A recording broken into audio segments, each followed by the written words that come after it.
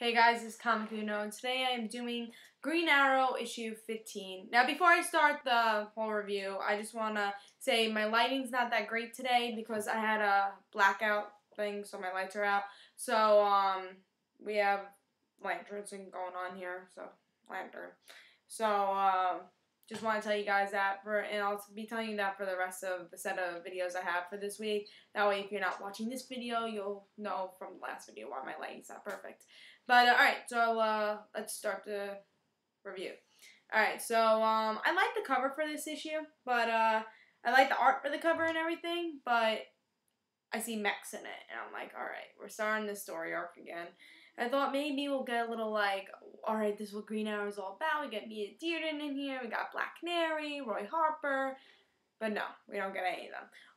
So we just get these mechs, and I'm like, alright, so we're going to end this story arc. Maybe it'll be good for the end of the story arc. I'm like, we'll have to see, because, like, the whole first 10 issues of this series was the forest, and yes, I like the forest for 3 issues, but 10 issues of doing, just running in the forest, saying, oh, I'm so bad, I'm like this, I'm this, and that, you know, I didn't really like that. But then when I finally found out that we're out of the forest, we get our first story arc, it's this story arc, and it wasn't showing how Green Arrow used to be, because I really liked his old series with Judd Winnick, and I really liked that series, and this is, I don't really like this. So, let's jump into the story.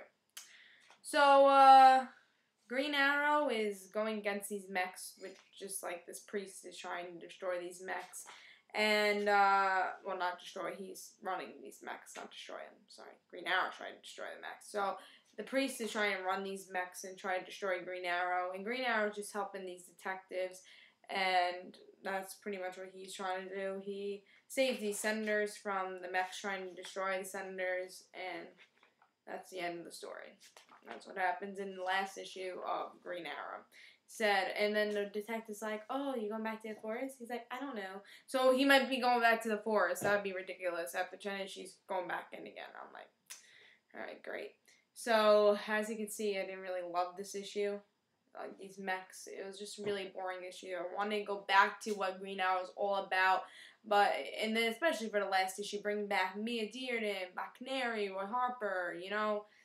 But we get these mechs, and then a bad story arc for the last issue.